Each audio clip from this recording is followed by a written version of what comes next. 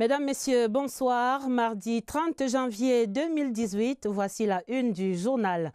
Le dispositif sécuritaire Cameroun-Nigeria, stratégique dans l'arrestation et l'arrivée au Cameroun hier lundi de 47 sécessionnistes dont leur leader, Ayoub Tabé. Une coopération exemplaire, dira-t-on, en tête du journal. Le dispositif de veille sanitaire au Cameroun et sa pièce maîtresse, le Centre national des opérations d'urgence de Yaoundé, c'est dans le dossier du 20h30 en cette saison de rumeurs sur la présence de virus hémorragiques au Cameroun. Et puis le dispositif d'attaque et de défense des Sixers de Philadelphie, le phénoménal Joel Embiid, est sur le tapis rouge en page des sports du journal. Enquête sur le basketteur camerounais le mieux payé de l'histoire du continent. C'est vers la fin du journal. Voilà pour les titres. Coopération sécuritaire robot fixe entre Abuja et Yaoundé. Le dispositif stratégique a permis l'arrivée au Cameroun hier lundi de 47 terroristes dont le leader sécessionniste Ayoub Tabé. Tous appréhendés au Nigeria récemment et dans sa déclaration hier soir, le ministre de la Communication Issa Chiroma Bakari révèle que ces personnes sont désormais entre les mains de la justice camerounaise pour répondre de leurs crimes. Et ce mardi, ici au Cameroun, tout comme au Nigeria, les experts saluent l'excellence de cette collaboration. Séverin Alégambélé. La déclaration du gouvernement se rapportant au groupe de 47 séparatistes, désormais entre les mains de la justice camerounaise, n'indique pas clairement les conditions dans lesquelles les présumés auteurs des troubles dans le nord-ouest et le sud-ouest sont arrivés au Cameroun. Cela peut se comprendre parce qu'on se trouverait encore, selon les juristes, au stade de l'instruction de l'affaire. Ce que la déclaration souligne par contre, c'est le caractère excellent de la coopération multiforme qu'entretiennent le Cameroun et le Nigeria, notamment au plan sécuritaire. Faute d'éléments de droit objectifs, on peut donc pour le moment s'appuyer sur les aspects politiques, diplomatiques et sécuritaires pour comprendre ce qui s'est passé. C'est un débat d'intellectuels. Ça, c'est pas un débat politique ni diplomatique. Lorsque vous voyez des gens n'évoquer plus que le droit, c'est qu'ils cherchent à bloquer quelque chose. Quelle que soit la forme, c'est les deux États qui choisissent à partir de quelle base négocier ou alors coopérer. Sans entrer dans la profondeur des explications, les initiés du droit reconnaissent que l'existence d'un accord de coopération judiciaire entre le Cameroun et le Nigeria, la nationalité, le statut présumé des séparatistes du point de vue des conventions internationales ont une influence minime sur la capacité de la justice camerounaise à se saisir d'une telle affaire. Le cas d'Ayoub Tabé et compagnie est assez complexe. Les spécialistes du droit recommandent la prudence dans l'analyse des faits au stade actuel de l'instruction. 24 heures après l'annonce de cette arrivée au Cameroun de Ayoub Tabé, le leader du mouvement sécessionniste, et de ses 46 complices, aujourd'hui entre les mains de la justice, la classe politique et l'opinion publique saluent globalement cette évolution vers la paix, de même que tous reconnaissent la nécessité d'un dialogue républicain pour désamorcer définitivement la crise. Je vous propose ici ces regards croisés compilés par Éric Benjamin Lamère. L'arrestation de Ayoub Tabé et de ses compagnons a suscité pas mal de réactions, notamment dans la classe politique. Au RDPC, parti au pouvoir, on se félicite de l'évolution de la situation avec ces arrestations. L'affaire n'est peut-être pas totalement close, mais il faut quand même reconnaître qu'il y a une avancée significative avec leur arrestation. C'est une poignée d'individus. Et si le noyau de cette poignée est appréhendé, je crois que c'est facile que les autres comprennent, reviennent au bon sentiment. Dans l'opposition, cette arrestation marque plutôt le point de départ de la résolution de la crise. Si on réaffirme son opposition à la violence, le dialogue ici reste la voie explorée pour sortir de cette crise. L'UPC a été toujours fondamentalement opposé à la sécession. Nous espérons que c'est une occasion pour qu'il y ait apaisement dans les régions du nord-ouest et du sud-ouest. Et maintenant, quand il y a apaisement, et nous l'avons toujours dit, on va passer au dialogue. Au-delà des forces politiques, l'opinion publique est majoritairement favorable à l'arrestation des leaders sécessionnistes. Ces gens devraient répondre de leur forfait régulièrement devant nos tribunaux. L'essentiel n'est pas seulement de les arrêter, de regarder en fait ceux qui les finançaient. Parce qu'au-delà d'eux, il y a des gens qui ne nous aiment pas. Regardez autour de notre pays, malgré tous les efforts que notre chef de l'État fait, il y a des gens qui veulent absolument nous déstabiliser. Comme les pays voisins ont eu des remous, il faudrait absolument que nous soyons dans la merde. Les juridictions compétentes décideront du sort de ces personnes accusées d'avoir commis des actes criminels et terroristes et d'avoir fait l'apologie de la sécession. Autre chose dans le journal, on parle de plus de transparence et de gouvernance dans le secteur minier pour les pays francophones au sud du Sahara. C'est dans l'actualité. Cette semaine à Yaoundé, Madame le ministre en charge du contrôle supérieur de l'État ouvrait ainsi un forum international ce mardi sur cette question de l'exigence de gouvernance dans un secteur porteur de croissance. Les précisions de Eugène B. Les experts sont formels. L'exploitation des ressources minières dans les pays francophones au sud du Sahara est marquée par une opacité qui favorise la fraude et la corruption.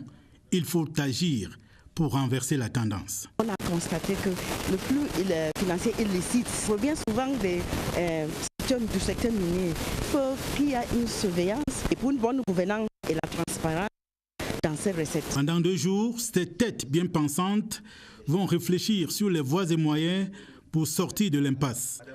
Le gouvernement canadien apporte son précieux concours dans cette lutte. On fournit un soutien financier pour faire avancer ce projet. Le gouvernement canadien, par l'entremise de l'équipe avec laquelle on travaille sur le terrain, par exemple l'équipe de Cowater Sogema, en partenariat avec le CREFIAF, il va s'agir d'assistance technique. La corruption apparaît comme une hydre qui ne laisse personne indifférent.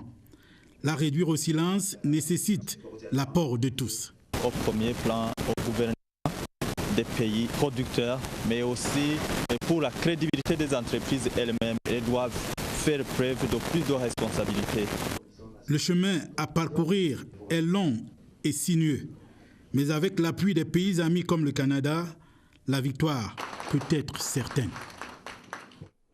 À Douala, les experts du comité baptisé PREF-CEMAC poursuivaient ce mardi les travaux préparatoires à la session ordinaire qui va s'ouvrir vendredi dans la capitale économique. Cette rencontre va accélérer la fusion des 2 marchés financiers actuellement en opération en zone CEMAC en une seule entité. Il y aura donc la Douala Stock Exchange uniquement. Découvrons à présent les autres prérogatives de ce comité qui supervise également, il faut le dire, les programme des États de la zone CEMAC avec les bailleurs de fonds comme le FMI. Voici l'éclairage de Mélanie Betebe. La conjoncture difficile depuis 2 ans a amené les chefs d'État des 6 pays de la sous-région CEMAC à adopter un programme de réforme économique et financière piloté par une cellule de suivi baptisée PREF-CEMAC. Le PREF-CEMAC est mis en œuvre à 3 niveaux. D'abord au niveau des gouvernements, ensuite au niveau des institutions communautaires, et enfin au niveau des organes financiers de notre sous-région avec la coopération de la communauté internationale. Le PREF-CEMAC organise également de temps en temps des réunions dans les États afin d'évaluer les réformes dédiées. Parce qu'il ne s'agit pas d'un ajustement qui nous est imposé.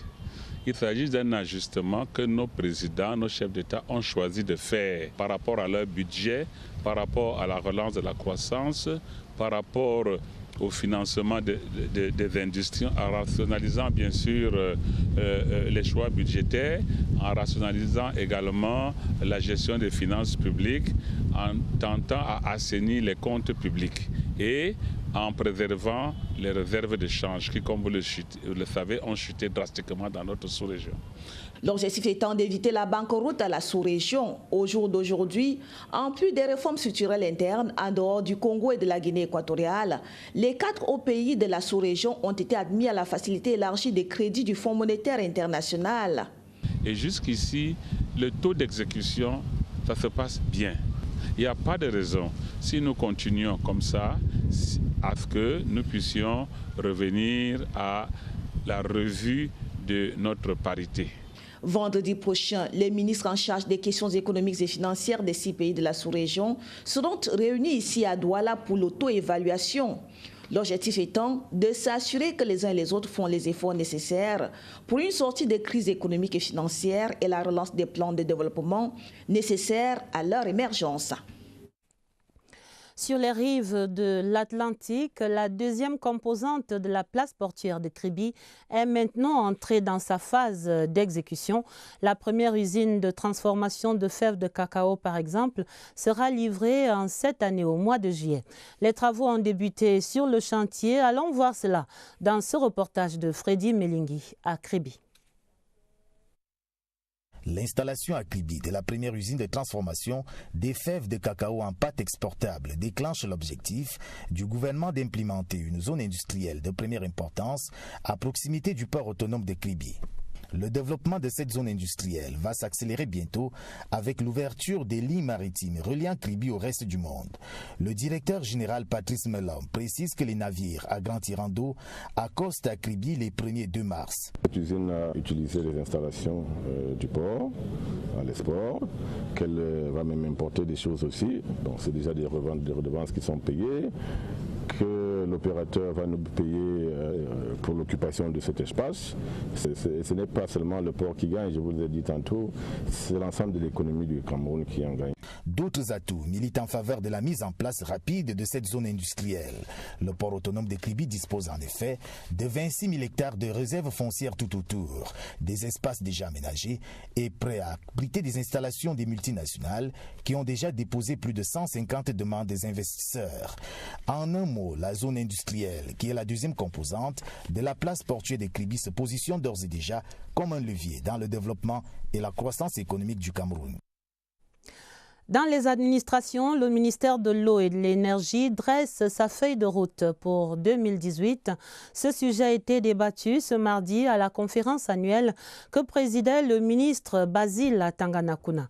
Il a prescrit l'amélioration de l'accès à l'eau et à l'énergie électrique pour tous, des défis en termes de réhabilitation et d'extension des réseaux de distribution. Philippe Roger Sama. Les robinets ne coulent pas comme les populations le souhaitent dans nos villes. Nos maisons ne sont pas toujours éclairées non plus. L'accès à l'eau et à l'électricité est une grosse préoccupation sociale. Le chef de l'État en a promis l'amélioration dans son message à la nation le 31 décembre dernier. C'est dans cette optique qu'a été convoquée cette conférence des services centraux et déconcentrés du ministère de l'Eau et de l'Énergie. Permettre aux populations camerounaises d'avoir accès à l'eau potable et à l'énergie. Une eau de bonne qualité, une énergie de meilleure qualité et surtout à moindre coût. Fondé sur la gestion, axé sur les résultats, Basile Tanganakuna et ses collaborateurs ont mené une réflexion approfondie sur la problématique du transport d'énergie pour en faire un atout de l'industrialisation, sur la réhabilitation et l'extension du réseau existant et sur la promotion des branchements sociaux. Quant à l'accès à l'eau, il est question d'intensifier l'hydraulique rurale et d'accroître la production à destination des villes, dont Yaoundé est au premier plan. Nous allons accélérer les travaux de construction de l'adduction d'eau qui va alimenter Yaoundé et les villes voisines et qui est adossée sur le fleuve Sadaga. Les travaux sont en cours. Il s'agit à terme au ministère de l'Eau et de l'Énergie d'apporter des solutions efficaces et durables à l'épineux problème d'accès à l'eau et à l'électricité. Au ministère des Enseignements secondaires, le bilan à mi-parcours de l'année scolaire est jugé globalement satisfaisant. Jean-Ernest Massenanga-Lebibehe et ses collaborateurs faisaient cette évaluation ce mardi au cours de la conférence annuelle à Yaoundé. Le compte rendu, Catherine Toulou Elanga. Des orientations suivies avec précision pour le bon déroulement de l'année scolaire 2017-2018. Mais en parallèle, des difficultés sous-jacentes. Une tribune a été offerte par le ministre des Enseignements secondaires ce matin à Yaoundé pour évaluer tout cela avec les responsables des services centraux et déconcentrés de son département ministériel. Ces assises constituent non seulement une tribune d'évaluation de la mise en œuvre des activités programmées depuis le lancement de l'année scolaire 2017-2018, mais également une occasion d'échange en vue de la mutualisation des bonnes pratiques nécessaires à l'atteinte des objectifs que nous nous sommes librement fixés. Le bilan à mi-parcours reste mitigé au regard des irrégularités enregistrées. Le problème réel de ces enseignants avec l'approche par les compétences, nous rentrons là dans l'évaluation à travers cette approche dès cette année en classe de 3e. Et donc il y a quelques difficultés, ce qui fait que nous continuons le travail de formation et d'information des enseignants. Nous n'avons pas peur, ces résultats ne nous inquiètent pas du tout. Nous sommes sur une bonne voie. Des solutions immédiates sont envisagées pour un meilleur encadrement des enseignants afin qu'ils soient plus présents dans les zones menacées par l'insécurité, mais également l'aménagement du cadre d'apprentissage des élèves est en cours. Faisons à présent le point de la Semaine nationale du bilinguisme lancée hier lundi autour des impératifs de paix et du vivre ensemble au Cameroun, des concepts inculqués à l'école dès la base. Le gouvernement promeut en effet ces pépinières du bilinguisme de demain depuis quelques années déjà. Immersion au groupe scolaire bilingue Mont Zion où notre reporter Christian Baché-Gané est allé vivre les fondements de ce bilinguisme à la base. Regardez.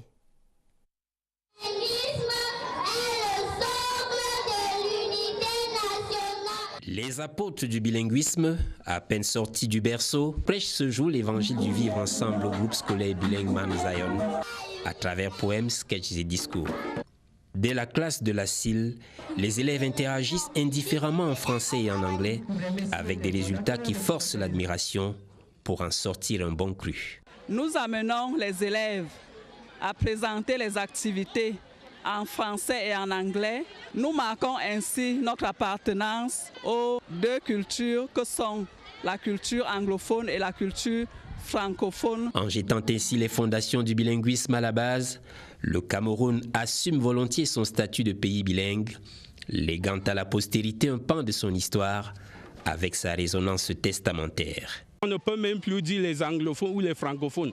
Transmettre les deux langues officielles, la grammaire en vocabulaire. Sans être un déni de la réalité, des pesanteurs ici et ailleurs illustrent encore quelques barrières parfois étanches, souvent hallucinantes mais toujours réelles d'un bilinguisme en cours de construction. Dis aux parents, l'enseignant seul ne suffit pas. À la base, l'émergence du Cameroun se fera aussi avec le bilinguisme, par le bilinguisme, et jamais sans lui. Semaine nationale à suivre donc demain dans nos prochaines éditions. La santé publique au Cameroun avance. Le pays construit progressivement son dispositif de veille sanitaire à travers notamment l'établissement du Centre national des opérations d'urgence de Yaoundé. Le dossier du 20h30 explore ce soir ce concept de gestion des urgences de santé publique institué par l'OMS, l'Organisation mondiale de la santé. Voyons comment fonctionne notre Centre national des urgences des opérations d'urgence de Yaoundé, c'est l'enquête de Lucie Colette Avoulon.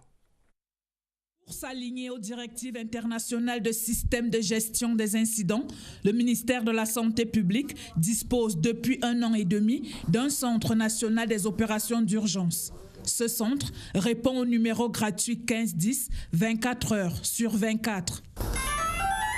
Centre des opérations d'urgence, allô, bonjour. Oui, bonjour madame. Bonjour madame, à qui ai-je l'honneur s'il vous plaît?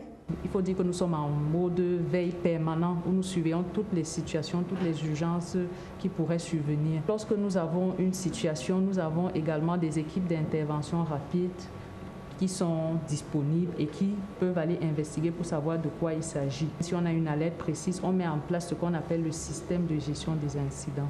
En 2017, grâce à ce centre, l'épidémie de méningite déclarée à la prison centrale de Yaoundé a été maîtrisée. Lorsque nous avons une situation comme ça, il faut pouvoir définir qui va gérer l'incident. Donc nous avons impliqué le ministère de la Justice et nous travaillons en étroite collaboration avec le Minjustice et Minsanté. Nous avions la section de l'information publique, un chargé de liaison, un agent de sécurité et santé au travail qui s'assurait que tous les personnels sur le terrain travaillent dans des mesures sécurisées. Le Centre national des opérations d'urgence regroupe des professionnels de diverses disciplines et administrations pour une coordination opérationnelle. Ce centre, qui devrait se doter des équipements de haute technologie, sera transféré dans ce bâtiment en construction. C'est donc le bras armé du gouvernement dans ce domaine de la santé publique. Le Centre national des opérations d'urgence de Yaoundé est le levier à actionner dans le cadre d'une épidémie à virus Ebola, Marburg ou Lassa par exemple. Des calamités évoquées récemment au Cameroun comme hypothèse après le décès de 3 membres d'une même famille en mi-janvier. Quels symptômes peuvent inquiéter dans ce cas-là? Comment faire la différence entre ces maladies toutes à fièvre hémorragique? Voici les explications de Agnès Solange à Bessolo. Les villages des pays de l'Afrique de l'Ouest furent en proie à des malaises, soldés pour la plupart par des décès à cause des multiples virus, dont celui de l'Ebola, découvert au Congo vers les années 70. Les plus grands signes, c'est d'abord la fièvre, une fièvre très importante. Et puis, il y aura des vomissements et des diarrhées qui sont hémorragiques, qui sont teintées de sang. Des fois même, il y a des boutons au niveau de la peau. Mais les maîtres symptômes sont déjà cette fièvre hémorragique. Il y aura le sang qui va sortir de la bouche et, disons, des selles. Au Cameroun, aucun cas du virus Ebola n'a jusqu'ici été signalé, encore moins la fièvre Marburg, dont les symptômes sont similaires à ceux du virus Ebola. Le tableau clinique est presque sensiblement le même. Il y a d'abord un syndrome grippal et vous avez un peu plus tard des douleurs abdominales et une asthénie générale. Un autre virus qui a fait des ravages causant la fièvre de Lassa ou encore appelée vallée du Rift. À la différence des 2 autres virus, le patient est contaminé par un moustique autre que l'anophèle. Il faut dire que Ebola, Lassa et Marburg sont classés parmi les fièvres hémorragiques. Et c'est le diagnostic du laboratoire qui fait toute la différence. Diarrhée, vomissement, grande fièvre, saignement nasal ou buccal, les mêmes symptômes pour les mêmes causes et le traitement existe bel et bien pour chacune de ces fièvres. La page des vœux, il y avait cérémonie dans ce sens. Des fonctionnaires de police ce mardi présentaient leurs vœux au patron de ce corps, le délégué général à la Sûreté nationale, Martin Barganguélé, qui exhorte ses collaborateurs à se mobiliser pour l'avènement d'une police moderne. Augustin Bichoka. Discipline et convivialité ont marqué cette cérémonie de présentation des vœux du personnel de la police au délégué général à la Sûreté nationale, Martin Barganguélé. Occasion pour le secrétaire général, le commissaire divisionnaire Dominique Baya, de revisiter les actions qui ont meublé l'œuvre de la police pendant les 12 derniers mois. Quelques attentes de ce corps énumérées vont trouver réponse dans le discours du délégué général à la Sûreté nationale qui esquisse quelques projets contenus dans la feuille de route 2018. Le renforcement des effectifs des unités de police, de même 5750 de plus seront bientôt appelés en formation.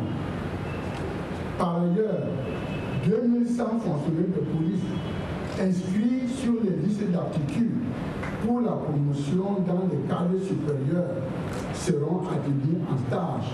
La police de proximité sera renforcée avec la construction des pôles de police dans les grandes agglomérations du pays.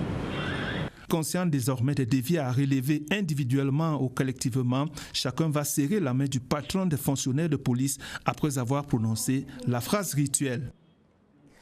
Dans un corps voisin, il y avait cérémonie de prise d'armes spéciale ce mardi à la gendarmerie nationale, un moment de communion entre le secrétaire d'État à la Défense et la grande famille de la gendarmerie.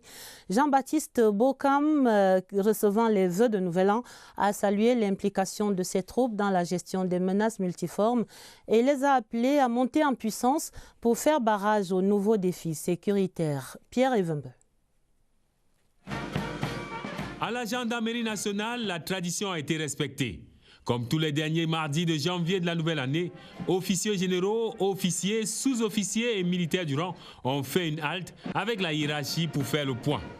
2017 aura été une année pleine et les pendants ont répondu présents à tous les coups et sur tous les fronts. Pendant que nous nous occupions de la lutte Boko Haram dans la région de l'extrême nord. Nous avons dû faire face aux sécessionnistes dans les régions du nord-ouest et du sud-ouest. À ce jour, nous pensons que nous tenons le bon bout. Nous maîtrisons la situation, mais nous allons poursuivre nos efforts pour faire face à la situation. L'année 2018 sera marquée par beaucoup d'événements qui nous interpellent.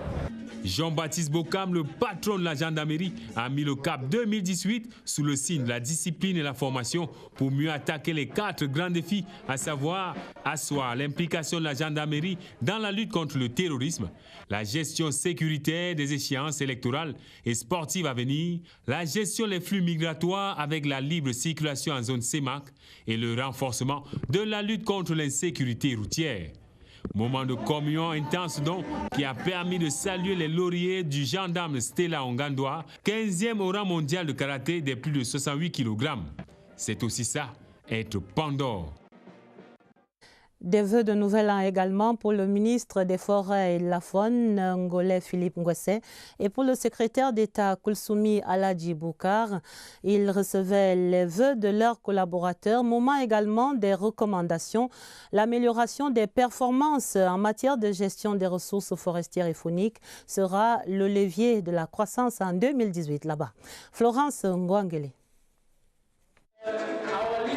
C'est sous un air festif que tous les forestiers du Cameroun et les partenaires au développement souhaitent une merveilleuse année 2018 à Ngolé Philippe Ngwese, ministre des Forêts et de la Faune, ainsi qu'à son secrétaire d'État Koulsoumi Aladji Boukar. Le communiqué final de la conférence annuelle des services centraux et déconcentrés de ce département ministériel, tenu cette semaine à Yaoundé, est rendu public. Le bilan des activités de 2017 est présenté par le secrétaire général de ces ministères, Joseph Nyongwen. Ngolé Philippe Ngwese, en déroulant la feuille de route de son département ministériel de 2018, a relevé la mise en œuvre effective du marché intérieur du bois, la poursuite et la rationalisation des activités de reboisement et la gestion durable des ressources forestières et fauniques. Une cérémonie riche avec des artistes qui ont émerveillé ces forestiers venus des 4 coins du Cameroun. Pour cette cérémonie des vœux de Nouvel An au ministère de l'Économie, de la Planification et de l'Aménagement du Territoire, Louis-Paul Motazé a saisi l'occasion pour inviter ses collaborateurs à identifier les niches de croissance au Cameroun. Alvin Giselze. Le taux de croissance du Cameroun est passé de 4,5% en 2016 à 4% en 2017. C'est la conséquence de la chute du prix des matières premières. Le Cameroun a cependant d'autres alternatives pour booster son économie. En 2018, le Minépat entend davantage apporter son soutien aux promoteurs qui vont investir dans ces secteurs porteurs de croissance. L'autre défi, c'est comment faire pour que la petite et moyenne entreprise ait accès au financement. Et nous travaillons également dans ce sens pour qu'effectivement, à travers ce que le ministre a appelé le patriotisme économique, nous puissions soutenir véritablement nos petites et moyennes entreprises qui créent la richesse et les emplois. Louis-Paul Motazé a édifié ses collaborateurs sur les enjeux de cette année 2018 et les changements attendus, notamment dans le processus de passation des marchés publics. Cette cérémonie de présentation des vœux au ministre de l'Économie, de la Planification et de l'Aménagement du Territoire et au ministre délégué a été marquée par la remise des médailles au personnel méritant. Cérémonie animée par la fanfare de la Gendarmerie nationale. En politique, la vision de l'UPC, l'Union des populations du Cameroun, était expliquée à la base du parti AEZECA. Une équipe de coordination départementale d'Union Ekele a été installée par les membres du comité directeur qui étaient donc en visite de travail dans cette localité. Le compte rendu, Augustin Bichoka. C'est par ces moments de recueillement sur la tombe du premier secrétaire général de l'UPC, Ruben Oumniobé, assassiné en 1958, que les membres du comité directeur issus du congrès d'octobre 2017 entament leur visite dans la ville historique d'Ezeka. Ici, chant de ralliement, élévation d'une prière, enfin la gerbe de fleurs sanctionne cette étape. La délégation rejoint la mythique place de l'Indépendance où sont regroupés militants et sympathisants qui donnent de la voix. Responsable de base et le magistrat de la ville haute exprime la joie pour cette rencontre et formule des attentes. La nouvelle vision du parti est déclinée par la présidente du bureau directeur, prescrit une mobilisation des filles et fils de l'UPC. Un appel vibrant à la population des ECA 2018. C'est l'année électorale, tous sur la liste électorale, de rester dans l'amour, dans l'apaisement, d'avoir une pensée pieuse pour nos martyrs. Dans son adresse, le secrétaire général Dr Pierre Baleguencourt exhorte les UPCistes à taire haine, calomnie et toute autre forme de division. L'équipe de coordination départementale installée doit travailler sans relâche pour ramener tous les militants égarés dans les rangs. La première chose, la pacification. Et maintenant, l'application stricte des textes du parti et ensuite l'application du jeu démocratique. Échange fait d'engagement pour l'UPC qui compte participer à toutes les échéances électorales prévues en cette année 2018.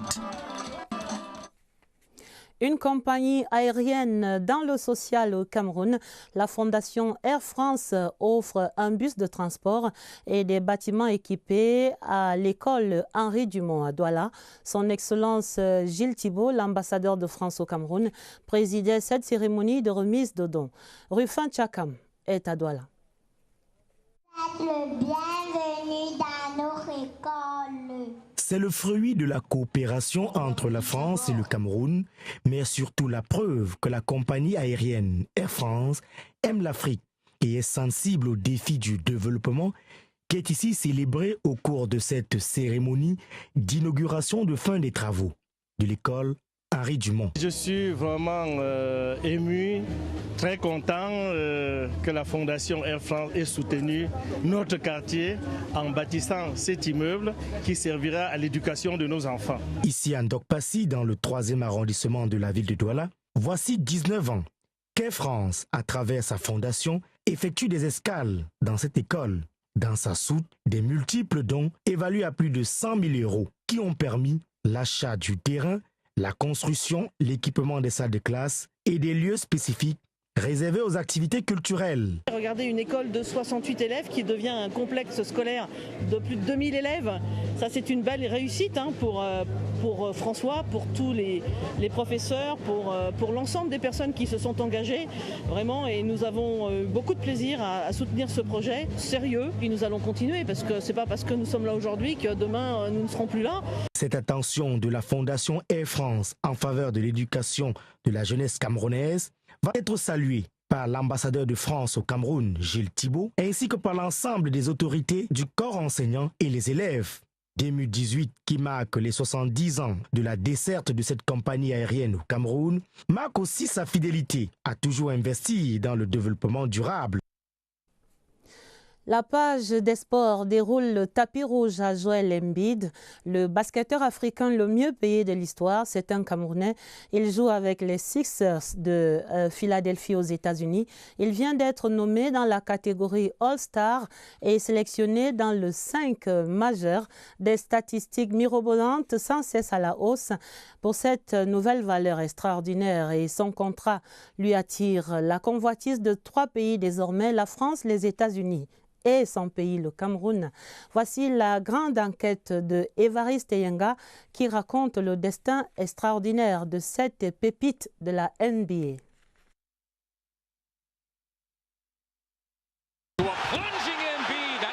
C'est un jeu entre 3 pays. La sélection de Joel Embiid à l'équipe nationale. La France appelle le joueur à défendre les couleurs des Bleus. Normal pour son père au regard de la valeur et des ambitions de son fils. Je trouve tout à fait normal que la France ait recours à un joueur comme Joel, parce que déjà, ils en ont besoin. Et ce serait un bon challenge sportif pour lui. Mais la sélection du Cameroun défend sa pépite, comme le relaie le site compagnon RFI.fr. L'équipe nationale du Cameroun n'entend pas lâcher prise. Sur la défensive, la fédération ne peut pas le comprendre parce que c'est un joueur qui a été complètement formé ici, qui a débuté, qui est né ici. Et donc, on ne peut pas comprendre aujourd'hui que d'autres pays dont il n'a pas de lien puissent s'intéresser à lui par la magie du concept de nationalité sportive. Joel Embiid est embarrassé entre son pays, le Cameroun, et la France, qui lui tend les bras. Je n'ai jamais dit que j'allais jouer, juste que c'est une possibilité. On ne sait jamais. Je n'ai jamais pensé à jouer au niveau international jusque-là parce que je dois être en bonne santé d'abord. Je dois jouer quelques années avant de penser à une équipe nationale. Après, c'est compliqué. Je viens du Cameroun, mais il y a beaucoup de problèmes là-bas. Il faut qu'ils arrangent tout ça. J'aime mon pays, je suis patriote, je veux jouer pour mon pays. Si j'ai un choix à faire, ce sera le Cameroun en premier, s'il y a un bon cadre, parce que c'est de là que je viens. Les États-Unis sont aussi à l'affût. Son club Sixers de Philadelphie a dépensé 150 millions pour soigner 2 blessures du joueur en 2017. À la mi-saison, il s'est fait mal au ménisque. Il a fallu qu'il soit opéré et Dieu merci, les choses se passent bien. En échange, Embiid a eu droit à une prolongation de contrat de 5 ans pour une valeur de 75 milliards de francs CFA. Un contrat qui fait de lui l'Africain le mieux payé de l'histoire de la NBA. Le Camerounais est tenu par ce contrat de rester à la disposition du club. Mais à un moment donné, ce ne sera pas ma décision à moi seul. Il y a aussi les Sixers qui ont investi beaucoup d'argent sur moi. 150 millions de dollars, c'est beaucoup d'argent pour laisser partir leurs joueurs dans un endroit où il n'y aurait pas un bon cadre médical. Donc, il y a mon pays, il y a la France, il y a les États-Unis aussi. Je veux seulement être dans un bon système. Mais Joel Embiid entend défendre les couleurs du Cameroun le moment venu. Problème, il faut un environnement professionnel et un suivi médical adéquat. Son équipe met beaucoup de moyens autour de lui pour qu'il se déplace, chaque fois qu'il se déplace. Donc, je dis encore, il faut un environnement professionnel autour de Joël chaque fois qu'il se déplace. Joel Embiid est le meilleur marqueur de son club avec une moyenne de 20 points par match. Il a été nommé All-Star, étoile du championnat de basket nord-américain avec une titularisation dans le 5 majeur. Sa valeur marchande fait courir les sélectionneurs. Chapeau bas, l'artiste et la star, 2,18 m d'or massif, un Camerounais sur la toile. L'essentiel à retenir à présent de ce 20h30, le dispositif sécuritaire Cameroun-Nigeria, stratégique dans l'arrestation et puis l'arrivée au Cameroun hier lundi de 47 sécessionnistes dont leur leader Ayouk Tabé. Cette coopération était saluée dans ce journal et tout comme le dispositif sanitaire du Cameroun et sa pièce maîtresse, le Centre national des opérations d'urgence de Yaoundé, c'était l'éclairage de leur fonctionnement dans le dossier du journal. Le dispositif d'attaque et de défense des Sixers de Philadelphie, on vient de le voir, le phénoménal Joel Embiid sur le tapis rouge en page des sports. La fin du 20h30, une édition préparée avec la collaboration de Karine Olivia Bitt. D'autres informations pour vous, ce sera le minuit avec Nicole Doudou et Baldwin Sama. Juste après ce journal, retrouvez l'intégralité de l'interview accordée par le nouveau chef de l'État libérien, George Weah, à nos envoyés spéciaux à Monrovia à l'occasion de la cérémonie de prestation de serment de George. Très belle soirée sur la CRTV et à demain, 20h30.